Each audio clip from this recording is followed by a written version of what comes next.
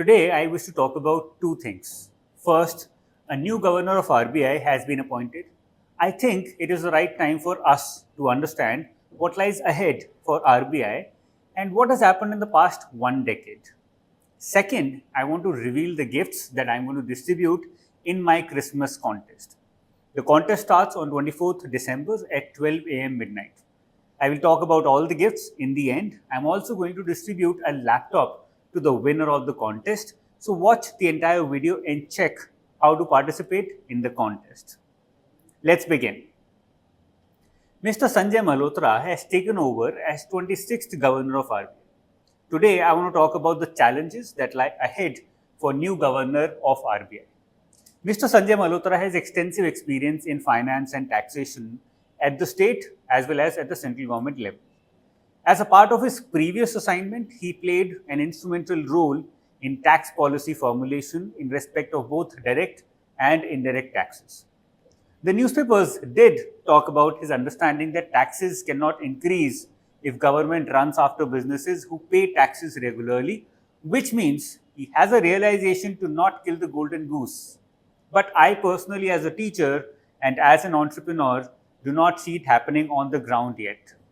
Tax laws and accounting systems in India are certainly simpler than what they were before GST, but even now it is very complex for small businesses to follow. As Revenue Secretary, Department of Financial Services, if more simplification had been done rather than more complication of GST with multiple tax slabs, RCM and other laws, I personally would have appreciated the work more. Now, as far as RBI work goes, we have to wait and see how far the understanding of macroeconomy of India and the world can guide Mr. Malhotra towards a more long-term vision for banking system in India. This appointment reminds me of the tenure of Mr. Raghuram Rajan as Governor of RBI. If you have not read his most recent work, Breaking the Mold, I would recommend all the students to read it once. The book helped me appreciate the depth and clarity of understanding of Mr. Rajan on what path India needs to follow to become a superpower and not only act like one for the news. If Mr. Sanjay Malhotra can deliver, not only through coordination with the government, but with a long-term extensive set of projects that can help build India into a superpower, his name might be remembered in the economic history books of India, just like the Malhotra Committee of 1999. Coming back to the challenges he might choose to take head-on or to deviate, I want to talk about the challenges faced in the last 1 decade by previous governors, and I believe all the students, whether RBI aspirants or not, should be aware about these kind of challenges that previous governors have faced, especially in the past 1 decade. Let's start with Dr. Raghuram Rajan, who became Governor of RBI in 2013. But even before becoming the governor, he actually worked with the government for almost 5 years. Dr. Manmohan Singh brought Dr. Rajan back from the US as an honorary economic advisor and asked him to head a high-level committee on financial reforms. In 2012, Dr. Rajan was appointed as Chief Economic Advisor to the Finance Ministry under Mr. P. Chidambaram. When Dr. Rajan became the governor, he inherited an economy which had slipped to a decade-low 5% growth. GDP growth was almost at 4.4% in the first quarter of 2013. Wholesale price index inflation, WPI inflation, was at 5.79%, approx 5.8%, which is very high. CPI, consumer price index inflation, was in the double digits, with food inflation being stubbornly high, just like it's happening right now. There was danger of inflation passing through the depreciating currency and also inflation creeping in more through higher crude oil prices, just like it is happening even now. One of the major works of Dr. Rajan was to enable sustainable long-term growth of Indian economy while ensuring good growth of the banking system and also work on keeping inflation in check. He was more focused on long-term solutions so that once implemented, these solutions would become self-sustaining. Among his many policy moves, he opened up the banking system. He also intensified competition in banking, forced banks to start recognizing bad assets, which are popularly called as NPAs now. And he also put the fear of God among corporate defaulters in order to control NPA levels. If not anything else, his term will be remembered for the Asset Quality Review or AQR. It was the first of its kind inspection exercise that the central bank or RBI undertook, which forced the commercial banks to come up clean and not to hide their NPAs. Now, Dr. Rajan was upset with the way banks were dealing with bad loans. He once said, "You can put lipstick on a pig, but that will not make the pig a princess." Dr. Rajan understood that banking system is closely connected with the business system in India.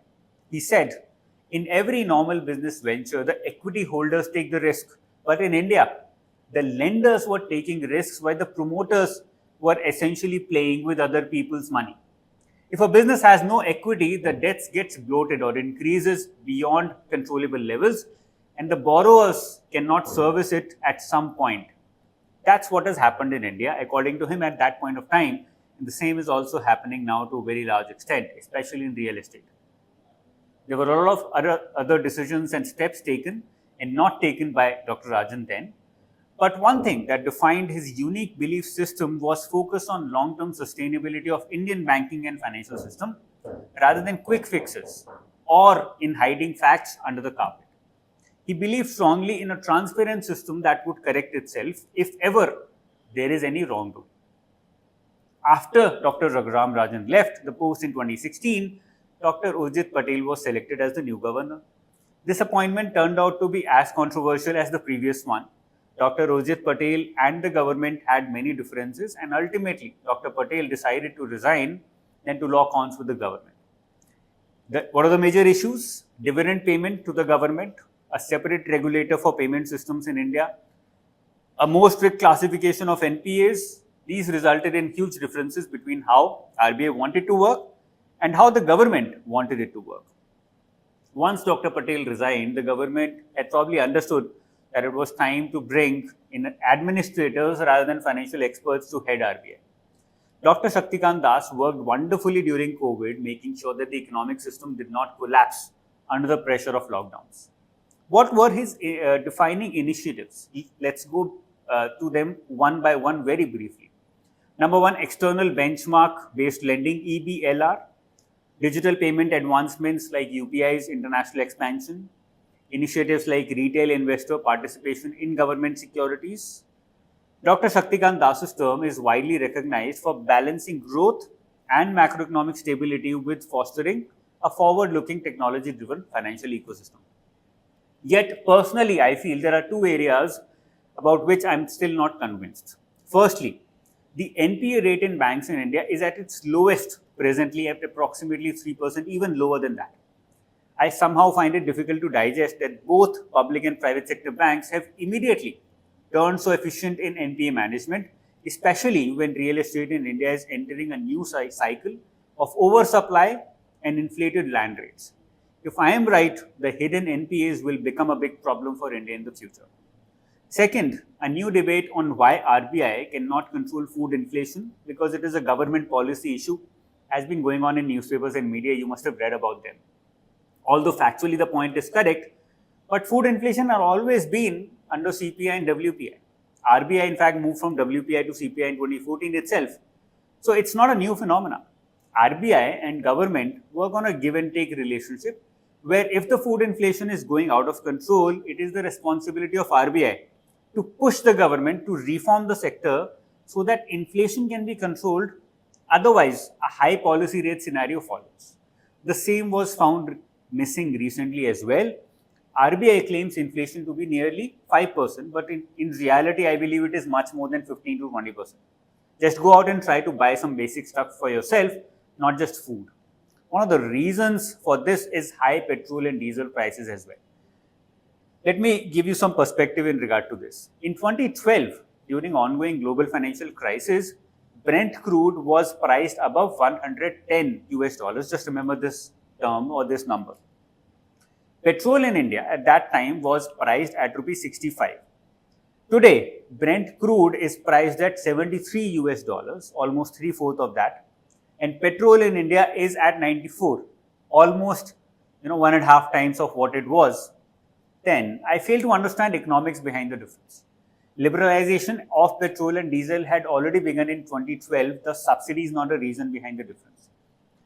If we see the breakup of petrol prices in India, 50% of the price is taxes by both central and state government combined. Yes, depreciation of INR against US dollar is also one reason, but 50% tax on a basic commodity like petrol and diesel is unacceptable by any logic. It is the job of RBI as well as the government to work together in refining this system. Collaborating means correcting each other's mistakes as well. This is where I feel RBI seems to have become soft in the past 6 years. Now comes the time of new RBI governor, Mr. Sanjay Malhotra. According to me, the most challenging task in the next 3 years is going to be to control inflation while pushing growth further ahead. Since growth is not in the domain of RBI, a give and take relationship has to work out to make both good inflation and good growth a possibility. As I pointed out above, NPAs might be a problem in the next 3 years as well. Similarly, inflation is already a problem.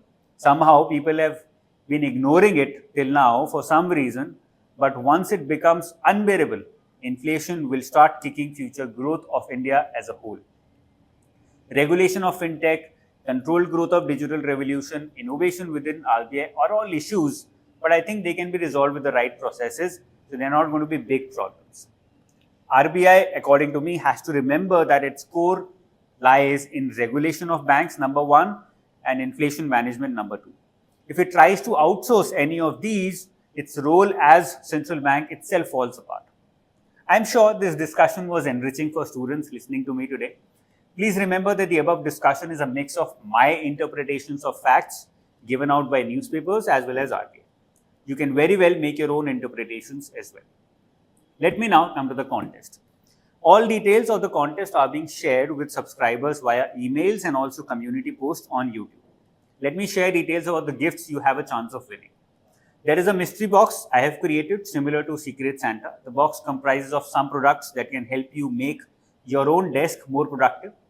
The mystery box might also have my books on RBI. I will also be distributing laptops. You might ask, why, sir? Well, I have always seen that sports persons in India are awarded by the government when they return with medals in international events. I feel if sports persons are provided with facilities and tools beforehand, they can perform even better. The same happens here in government exams. Everyone wants to reward you once you have cracked these exams, but what about your needs beforehand? If a student does not have a laptop, how will he prepare well? Keeping that in mind, I will be distributing laptops so that you can prepare with more focus. Earphones have always helped me find focus and eliminate the distractions in my own environment. I'm going to distribute earphones so that students can also do the same.